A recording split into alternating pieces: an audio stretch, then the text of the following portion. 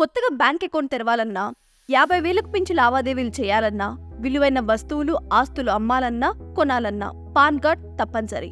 అయితే pan card విషయంలో కొన్ని పొరపాట్లు చేస్తే భారీ మూల్యం చెల్లించుకోవాల్సి ఉంటుంది. అవేంటో ఇప్పుడు తెలుసుకుందాం.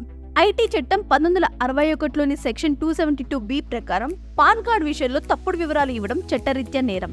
దీనికి ఐటీ శాఖ 10,000 రూపాయల జరిమానా విధిస్తుంది. ముఖ్యంగా ఐటీ రిటర్న్స్ ఫైల్ చేయడం లేదా మరే ఇతర చోటైనా తప్పుడు వివరాలు ఇవ్వకూడదు.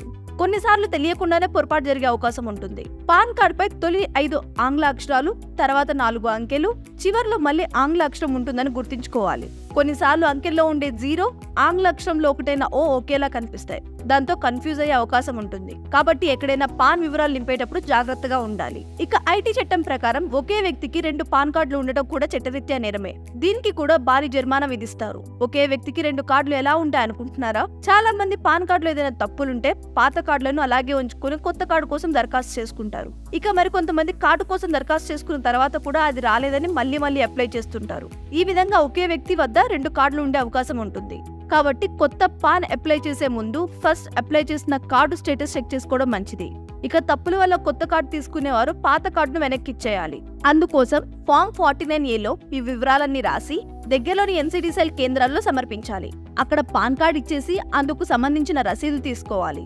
ఇక ఆన్లైన్ లో అయితే పాన్ సర్వీస్ పోర్టల్ ఓపెన్ చేసి చేంజ్ ఆర్ కరెక్షన్ పై క్లిక్ చేసి మీ వివరాలన్నీ ఎంటర్ చేసి పాన్ కార్డ్ అప్డేట్ చేసుకోవాలి.